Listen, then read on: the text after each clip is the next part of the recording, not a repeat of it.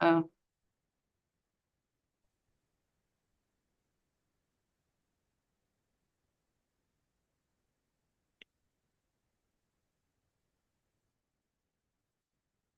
So unfortunately, it's doing it what it did the first week.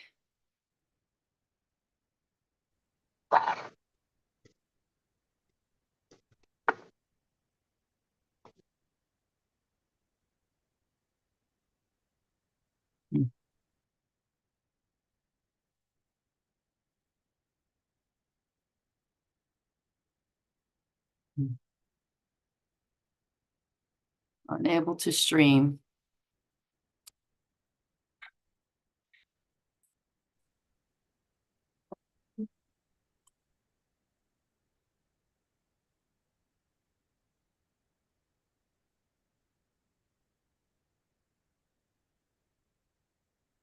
Yes, this is Delegate Riley. I need Anna.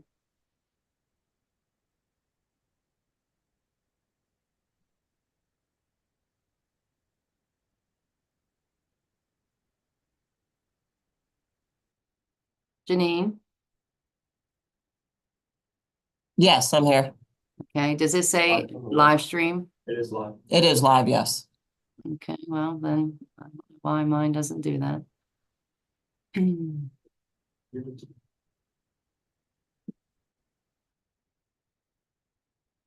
Okay.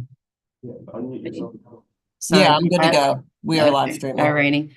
Good morning, everyone. Sorry for the delay. This is Delegate Riley, the Harford County Chair, for our Harford County delegation meeting this week. And most of our agenda today are things that we've seen in the past, so we should be fairly quick this morning. So thank you for being here. And I'm actually going to do, if I could have Delegate Johnson and Johnson, we'll do the tag team. If one of you would start with prayer and then the other one do the pledge. And remember, we're just all remain seated. Thank you. I'll take the prayer. Lord, we thank you for another day. Thank you for allowing us to wake up and serve this great state of ours. We ask you, Lord, that you give us the knowledge, wisdom, and understanding to serve all people in the manner that you would want us to serve them. In these things we pray. Amen. Thank you. Oh, you have to unmute yourself, Delegate Johnson. That always helps. you. I pledge allegiance to the flag of the United States of America and to the republic for which it stands, one nation, under God, indivisible, with liberty and justice for all. Thank you very much. And do we have, we will go right to the approval of the minutes. Do we have Delegate McComas on? We do not. Okay. So would one of the other members like to make a motion to approve last week's minutes from 2/1/24? Make a motion to approve the minutes from last week. Okay, so we have Delegate Steve Johnson making the motion to approve the amendment minutes. Any discussion? Seeing none, we're just going to go with a show of hands on that, if everybody approves the minutes. Okay, any opposition?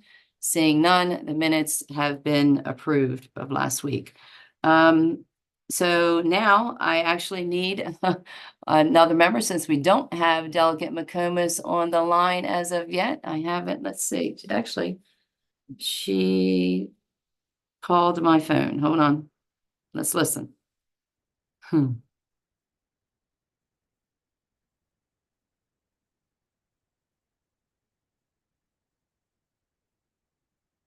I think she's having technical difficulties. Let me see if I can give her a call, because we might have to move the agenda.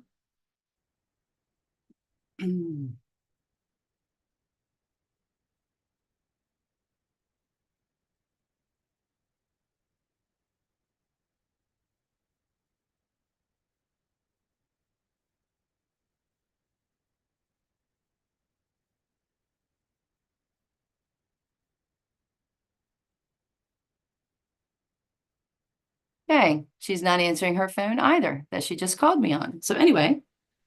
Delegate Riley, Yes. she didn't answer because she called me and she says she's having technical difficulty. She has somebody there trying to get her going right now. Okay, so can I have one of the members to actually make a motion to move old business to the after the new business today? So moved. Okay. Second. Okay, thank you. So if Janine, we just actually made a motion to move old business to the bottom of the calendar after a new business for today. That was Delegate Griffith and Delegate Steve Johnson. Noted. Okay, thank you. All right, so now we're going to move to new business. We have HB 623, which at one time was LR 1047. This is the alcoholic beverage class L license, the wineries and the breweries. We do have, that bill was actually passed a couple weeks ago. In the process, once it now was dropped, the Alcohol, Tobacco, and Cannabis Commission is able to then view the bills that come through the Maryland General Assembly. And they made a phone call to me and suggested a amendment to keep it within the three-tier system on this particular bill. So the amendment, you all have the amendment. The amendment in front of you basically adds, before they could sell beer and wine from one Harford County winery to one Harford County brewery, and vice versa. The brewery could sell Harford County wine at their establishment. It turns out that they have to, we only had it as a manufacturer, which I believe wineries and breweries have manufacturer licenses because they're actually manufacturing the product. But to sell to, even though it's within Harford County, to sell one product to another manufacturer, you have to have a wholesaler's license as well. So they advised that we needed this amendment to push, to get this bill through ECM. So that's where we stand on that. We do have a couple folks, I believe, with us that want to also speak on this particular bill, possibly. So I either have Harry O'Neill or Phil Rudy. I'm not sure which is here this morning. Oh, I see Phil. Would you like to have any comments, Phil? Honestly, I just found out about this meeting last night. Harry couldn't make it, so he asked me if I would dial in. And I also wasn't aware that distilleries was pulled out of the bill. And I personally think that is one of the major stimuluses to have this bill is, as you know, White Tiger no longer exists in Harford County, and distilleries struggle with having the same strength as a brewery and winery. And I think by eliminating distilleries, it's not going to help bring a new distillery into Harford County. Having that ability to share products by eliminating distilled spirits also removes the parity with Pennsylvania, which is part of the stimulus to create this type of legislation.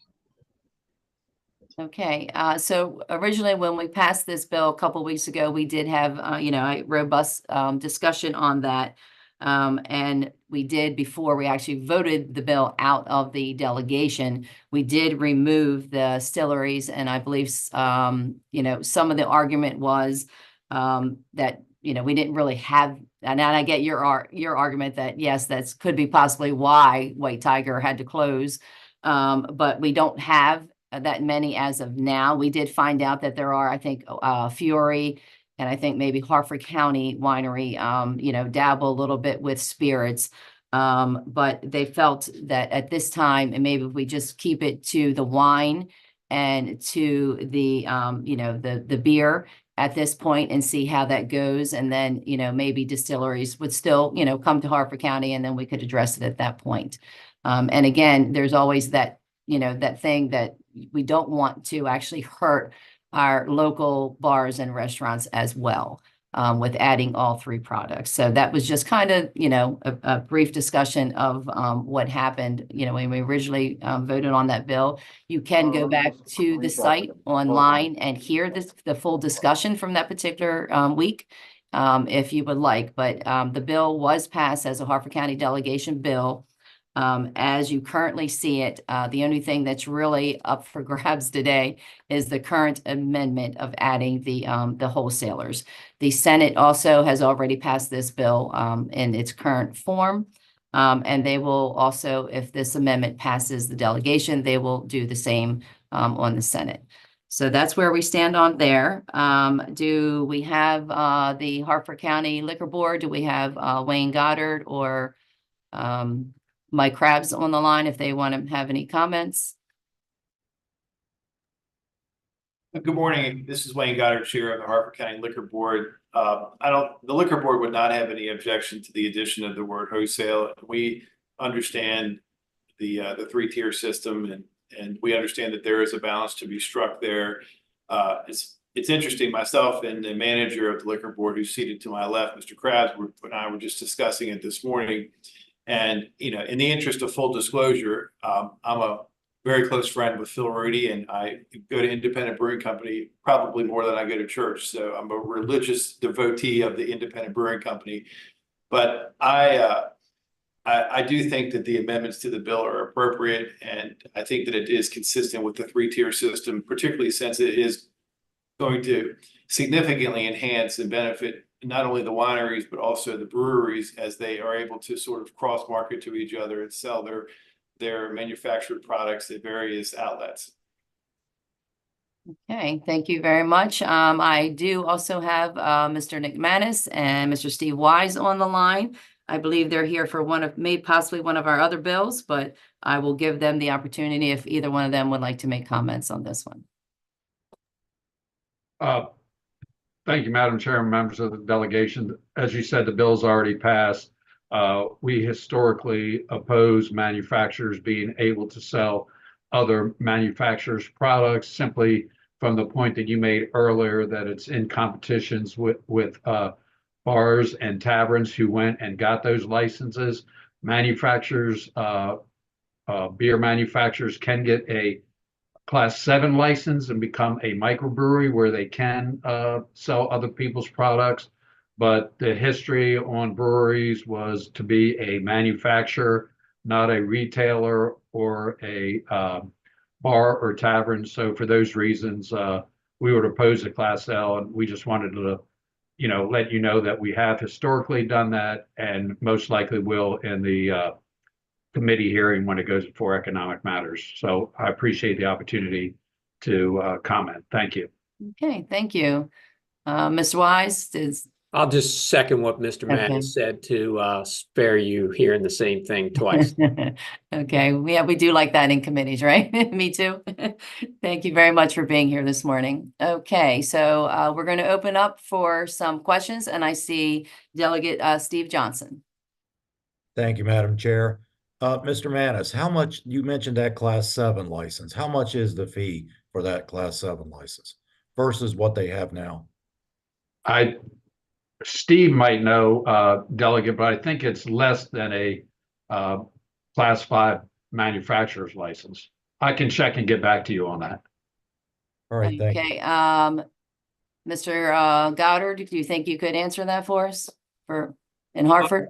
So that class of license is a state license, not one that by the Harford County Liquor Board or one that the Harford delegation would have any jurisdiction over to set the fee. Okay. So it's really not a practicable solution. Okay, thank you very much. Okay, see any other questions? Comments? Seeing none. Okay, I see, hold on, Delegate Andre Johnson, you have a question? Yes, ma'am. Yes, Madam Chair. Mr. Goddard, as the liquor board, you don't know what the fee is? That's correct. We don't. Okay. If we could get the answer to that question, that would be helpful.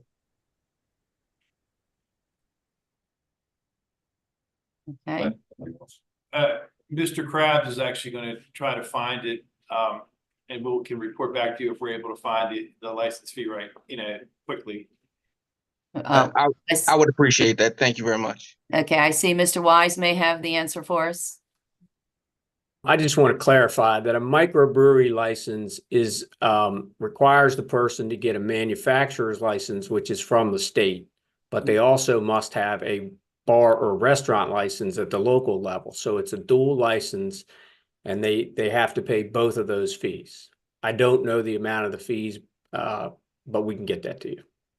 And that's my sense as well, is that there would be absolutely no cost savings, it would only be duplicative.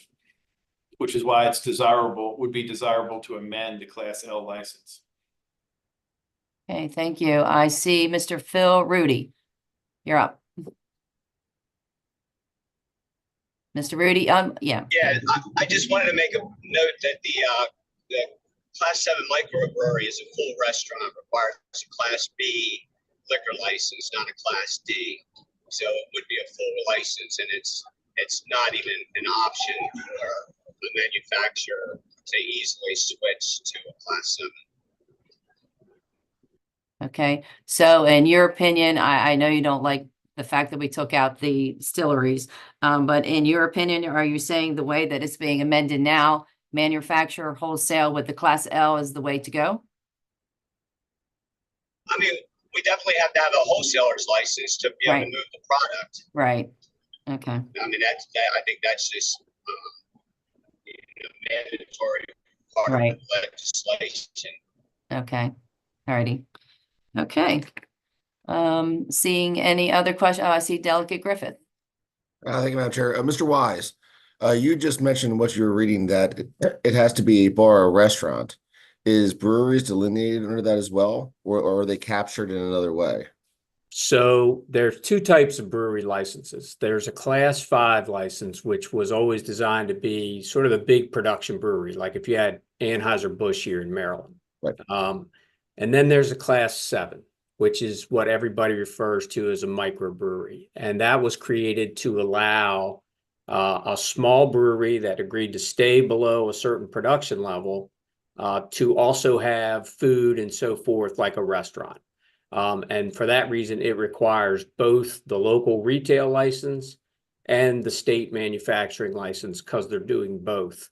And the law actually anticipates switching between those two because a microbrewery may one day hit such a production level that they no longer fall below that acceptable amount and they could move to the Class 5. So in our view, you can change between the two. All right, thanks for the clarification. I appreciate it. Okay, thank you. Mr. Rudy, you still have your hand up. Do you have another question, or that was just from before? No, I can't figure out how to unraise it. Sorry. Okay, that's fine. Okay, we've been there. Delegate McComas has a question.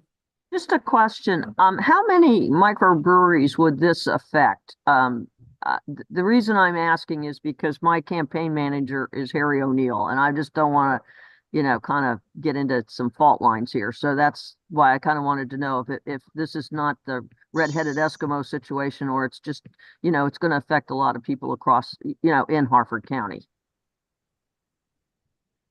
Well, I mean, in Harford County, this particular bill will actually benefit every brewery and every winery to a certain extent. Obviously, we have some people that figure if we would expand it even more to distilleries, then it would even have I guess, a better effect in those businesses. But currently, the wineries and distilleries will benefit from the manufacturer wholesale licenses. Ms. Goddard, Yes. do you have a comment? So two things for whoever asked the question. The Class 5 cost of the license is not to exceed $500. But as Mr. Rudy pointed out, that's really not a practicable alternative. I think that the concept here is there's a push-pull between having the manufacturing breweries and wineries be able to expand their product offering across different establishments and channels of distribution. The push or the pull is that when you do that, when you start offering wine or spirits or anything of that nature, then you become more of a market competitor with the taverns and the restaurants.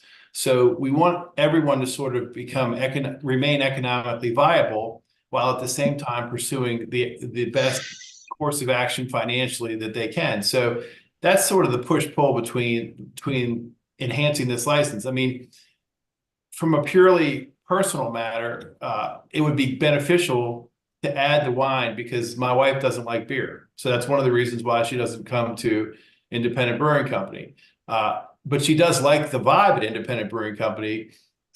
And it's great to have a designated driver who's not going to drink beer, but it would be beneficial to have this wine component to the breweries, because some people don't like beer, just like some people at the wineries don't like wine. Like I don't like wine. So if the wineries had beer, I would get that. So I mean, I understand it, but we sort of have to strike a balance between, again, responsible protectionism of all of our licensees across the board, and we think that this bill does that.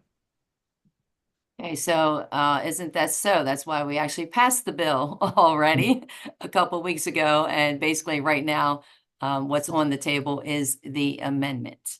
And that is to add the wholesaler aspect to it, which I do think, helps the bill out, tremendously, and also a recommendation from the commission. So I think the discussion is over on this particular bill and the amendment. So do I have a motion to Make a motion to move the amendments. Okay, do I have a second? Okay, I have Delegate Arkan second. Okay, if Janine, could you take the vote, please? Vice Chair McComas, You have to take off mute, Delegate McComas. You're still on mute?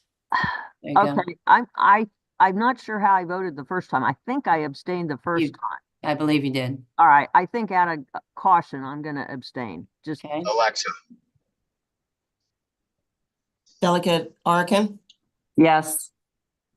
Delegate Griffith, Yes. Delegate Andre Johnson, No. Delegate Steve Johnson, Yes. Chair Riley, yes, 4 favorable, 1 abstain, and 1 no. okay, so the motion does pass. We have 4 in the positive, so the amendment has passed. And we'll move to the next. Thank you, everyone, on that. Now we're going to go to HB 633, which was LR 1556, the Alcoholic Beverage Barbershop and Beauty Salon. And that has an amendment. Everybody has the amendment in front of you. The Harford County House delegation voted this bill out as well, which means it went through the hopper and seen by all. So again, the Alcohol, Tobacco, and Cannabis Commission had recommended an amendment that you have.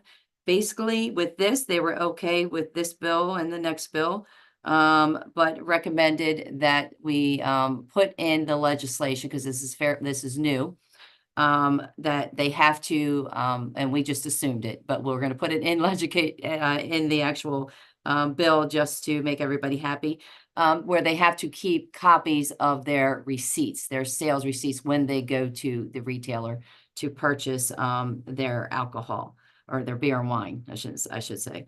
And because before, under all of our other licenses that we have in Harford County, it is in law that they have to keep all of their invoices. So it was a difference between having the word invoice to the word sales receipts, because you were buying from a wholesaler and now you're buying from a retailer. So that was the reasoning behind putting this in the legislation. So we just copied what Harford County currently uses for the invoices, and just use that same language. And thank you very much, Lisa, for doing that for us. So basically, that's all that long amendment does, is it's adding there that at any time the comptroller, or at any time the Harford County Liquor Control Board inspector, could go to the establishment and do their their reports, and they have to show and keep their receipts. So that was the purpose of that particular amendment. So, Move favorable. I'm sorry. Move favorable.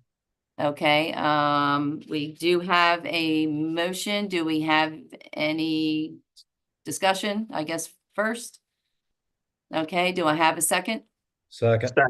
Okay, I have a first, I have a second.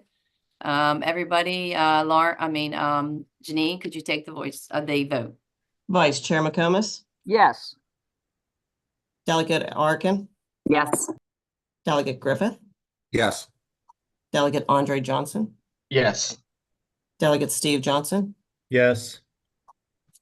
Chair Riley, Yes. Okay, thank you, delegation. What's the vote? 6 favorable. Okay, so the motion has approved to add the amendment to HB 633. Okay, now we go to HB 635. This one is the Alcoholic Beverages Performing Arts Nonprofit Organization licenses. That amendment basically is the exact same thing. We have to put the amendment in there so that the establishment knows that they have to keep all of their records and all of their sales receipts. There was another question mentioned on this one from the comptroller. We fixed without an amendment, and that was the fact that they had mentioned that it could be double taxation. But we realized fairly quickly that it is not double taxation because they are a nonprofit organization. So when they go and purchase the small amount of alcohol that they get from the retailer, they're not paying the tax. So then when they come back and bring it to their event, then the tax is being charged to the actual person. So no double taxation there. So they were fine with that and fine with this particular amendment, which basically just has to keep the receipts again.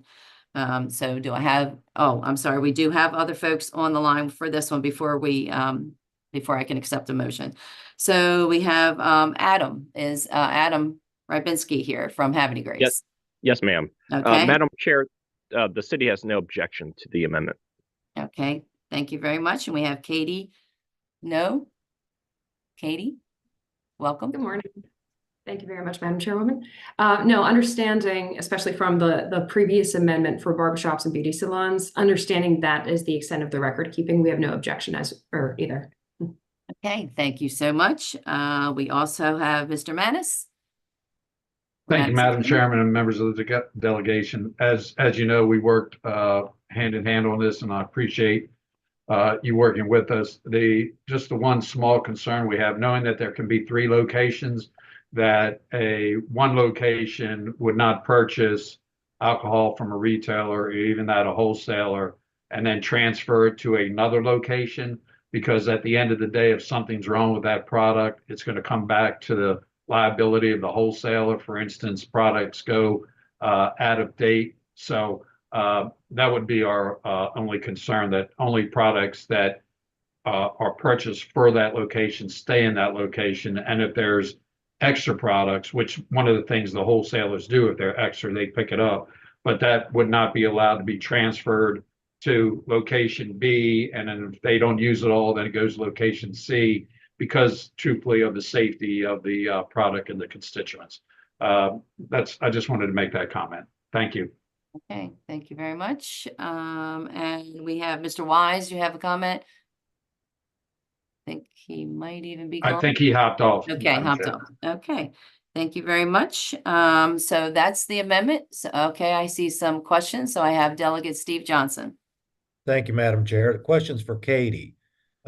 Katie, with the way you're set up for the 3 locations, would that be a problem at all? I would have to look into it. I mean, truthfully, with the 3 locations that we've been using over the past year, which is our own gallery that we're housed out of, the Opera House and the Star Center, we typically have been buying specific for the event just for cost control purposes. In the few instances where we have bought more than we ended up selling, thankfully, we've been working with great retail partners who typically allow us to return unopened and uniced alcohol. So I think that should be fine. We would just have to incorporate that into our operations moving forward. All right, thank you. Thank you, Madam Chair.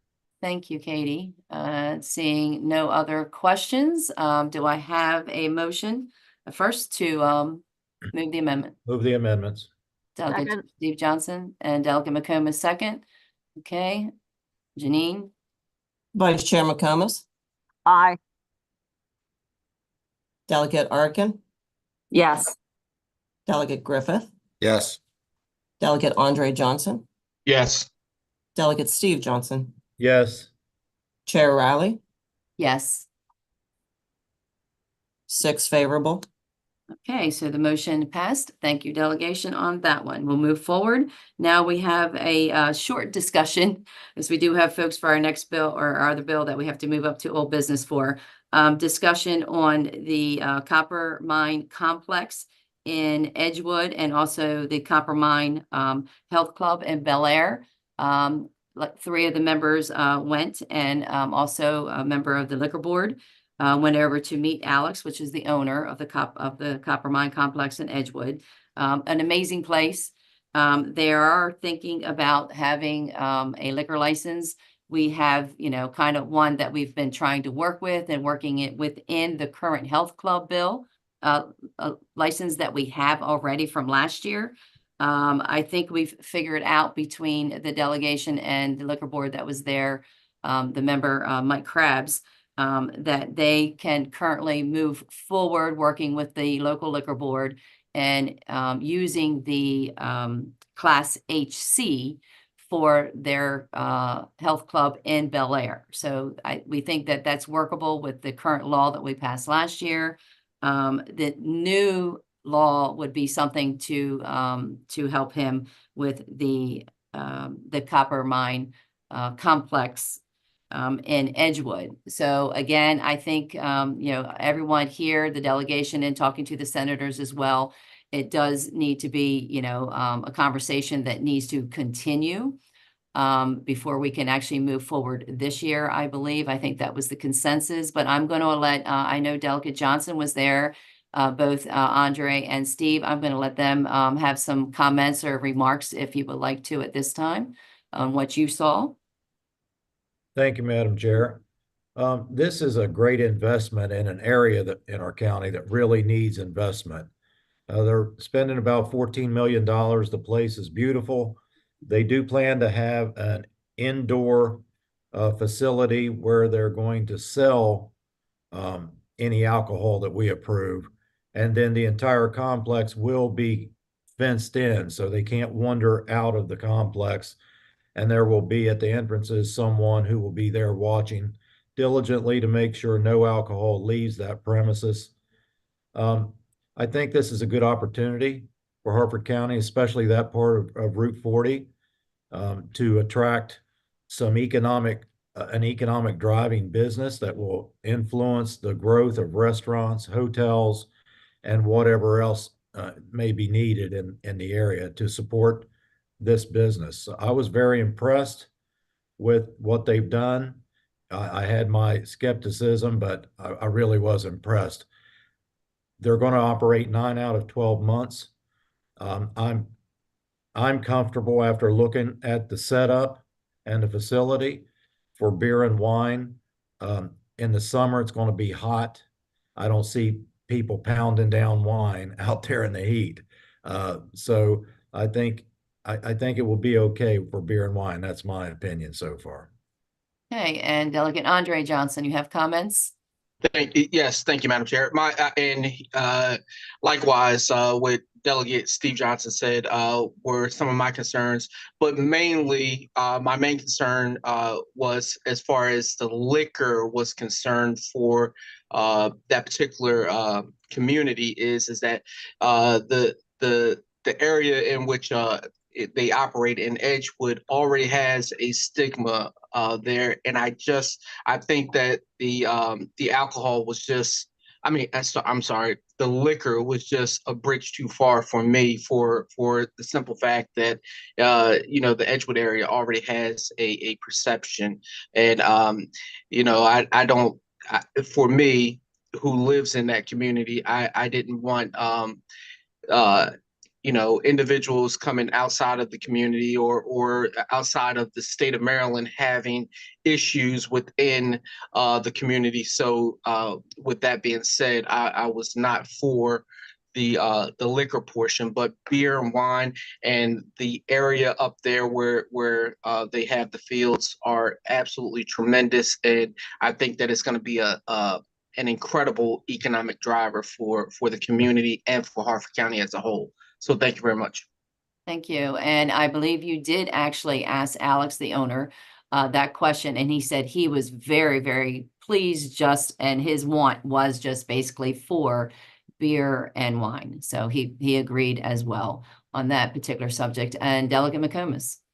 Just a brief question. I wanted to know if they're going to have like food as well, you know, hot dogs, chips, hamburgers, you know, that people would enjoy when they Yes, see their kids play sports. Yes, we did ask that question. They Okay. will have light items, you know, sold there in the complex, but they were also had the intention of having food trucks as well. Okay. The other question is, and this is kind of looking beyond the initial setup, but because we have additional fields, and you know, we have the fields that are over near Cedar Day complex, you know, the Cedar Day complex in Bel Air, and also Ripken Stadium.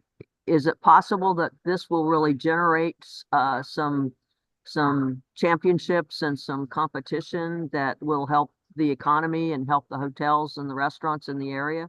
Alex did send, actually showed us a copy. We couldn't have it, but he showed us a copy of the 9 months, what they already have planned and the tournaments that will be coming.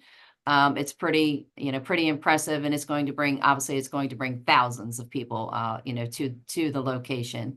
So And I know Delegate Steve Johnson was familiar with recs and tournaments as well, I guess from, you know, his own children and being involved, and had talked about the hotel stays.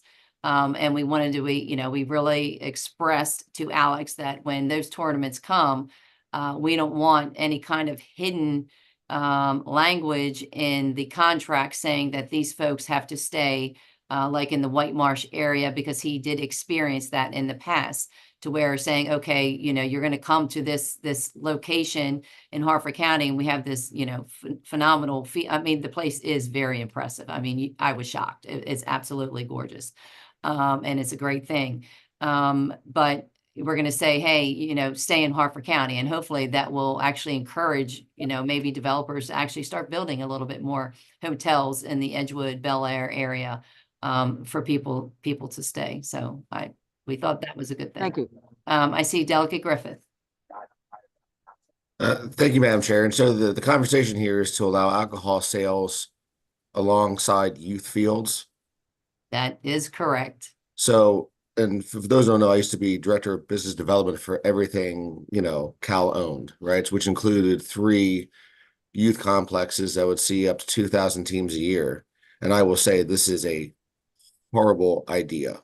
It's a terrible idea. We have perfectly sober parents absolutely lose their minds. There's a very famous video of a parent, you know, going off and getting thrown out of Ripken for confronting an official, right? And so, and this is these sports are very competitive. Parents spend tons of money. And at any individual baseball tournament, a kid's carrying over $1,000 of gear with them everywhere he goes, right? And they spend tens of thousands of dollars of tournaments on these tournaments, on travel, on bringing the family. It's a huge investment, monetarily and emotionally. And for us to throw alcohol in this mix is the potential to throw gasoline on a fire. So, I support, the pickleball fields, pool, things of that nature. But I think this is a bridge way too far. That's no disrespect to Coppermine or anybody. This is really about the nature of youth sports right now.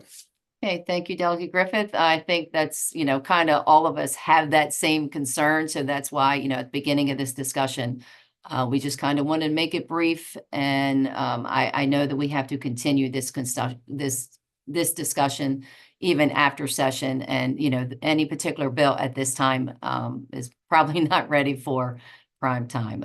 Delegate Steve Johnson. Thank you, Madam Chair. Just a point of clarity. Now, in the bill, it stated the Bel Air and the Edgewood site. So this does not include Cedar Lanes, because Cedar Lanes is not set up to kind of contain anything anywhere. So is that correct? This does not include. Well, that will be part of, that's why I'm saying the bill, we have to have a lot more discussions. We have to make sure that doesn't, if you add just a multi-purpose sports fields, it possibly could if they built Well, I'm saying the bill is written, it says Yeah. it designates Bel Air and Edgewood. No, the bill No? that we tried to write was just basically the original health club bill that we passed last year. So, and if we did it the way that, was suggested, it possibly could. So that's why we have to, we have a lot more discussion to be, to be had on this particular bill. All right, thank you. You're welcome. Okay, seeing no more discussion on that, we do have to move forward to our new business, or our old business, sorry, from last week, and that is the Higher Ed Harford Community College Board of Trustees alterations. So we have with us Dr. Felder, Dr. Street, and actually Mr. Walker back with us, I believe, this week. If we have any other questions, we know what the bill does. And last week, I'm just going to recap real quick. We had an amendment, which was a Senate amendment that we had voted on. That Senate amendment was to alter the board of 9 members as appointed at large, and add, to the extent practical, with appointing the members of the board, the governor shall take into consideration the geographical and ethnic presentation of the Harford County, so that all segments of the population of the county are represented on the board. So basically taking the 9 members, changing them from the 6 in district and 3 at large, changing them all 9 at large. And just remember that this currently is being done as far as the trustees have the opportunity still to go through the applications. They pick the name that they're sending to the governor. Again, they're doing this now, sending it to the governor, and then the governor appoints. So the only difference is that all 9 are at large, and they're not picking from one particular in-county district. And I believe a Delegate McComas had called me, and I'll give the floor to Delegate McComas right now and giving her request. Thank you, Madam Chair. After thinking about it, and also thinking that the trustees wanted to be able to get people that may have special education, special skills, special understanding of different industries, that they really basically they want to pick people that can help them manage and move the community college forward with just the whole environment, because society is changing so quickly. I also had a chance to talk to Senator Gallion, and the senators were unanimous on this. So after thinking about it, and I think Dr. Felder was very generous, because she said, well, yeah, you know, McComas, you do have a point. But I think realizing that society is changing so fast, in the economy and education and the skills that the board needs, this gives them flexibility. So that's why I wanted to reconsider my vote on the what we did last meeting. Okay, so Delegate McComas, are you making a motion to reconsider the amendment? A motion that we conform our bill with the Senate bill. Okay, we need to do, because we already have the bill in front of us, so we have to vote on that separately, Right. But we're voting on the amendment. So your motion I would is like to that we re-vote vote on the Senate amendment. Yes. Okay, all righty. Do I have a second? Second. Okay, Delegate Griffith is going to second that motion, and Janine, if you would take the vote, please. Vice Chair McComas, Yes. Delegate Arikan, Yes. Delegate Griffith, Yes. Delegate Andre Johnson, No. Delegate Steve Johnson, No. Chair Riley, Yes. 4 favorable, 2 unfavorable. Okay, so the motion passes. So we will adopt the Senate amendment. So now we need a motion to support the bill. I know this is crazy. You got to do it this way. Support the bill. So move. Second. Okay, so we have a first and a second, and I see open to discussion. So Delegate Steve Johnson. Thank you, Madam Chair. Dr. Felder, is the board, are they the only ones that can submit a name to the governor? No, actually, no. Others can submit. We haven't had that happen in any history that I'm aware of. Typically, it comes straight from the board. I would say, I would expect that the governor's office does weigh a board submission above all other perhaps random submissions, but there is I believe, the opportunity for others to submit. Any individual could submit their own name for that matter. Yeah, that's correct. Thank you. Okay, thank you, Mr. Johnson. And also, I guess, like we had talked about before, I know Delegate Johnson and Delegate Johnson had mentioned, more publicity, more information that we can send out there when you're searching for board members. We can always participate in that. And you can always recommend somebody to put a resume in straight through the Board of Trustees. That's correct as well? That is correct. Okay, all righty. All right, so we have a first and a second on supporting the bill. And Janine, take the vote, please. Madam Chair. Yes, sorry. I just have one quick question. The original bill that I believe that the college submitted, did the Senate give a reason why they put in their bill? Because it looks like it's very different from the original bill. So what was their reasoning in changing the structure of the bill? We have I don't think any of the senators are on here, but we do have Jordan. Are you available to speak on that? Sure. Yes, Madam Chair. So when you look across the other counties, the vast majority of counties, they do it all at large. So we're just keeping it consistent with other community college board of trustees across the state. And the added piece of the ethnic diversity and geographic diversity is just to add that extra layer to make sure that, you don't have 9 members from up north, which I doubt the governor would do that. So Jordan, was this in consultation with the community college?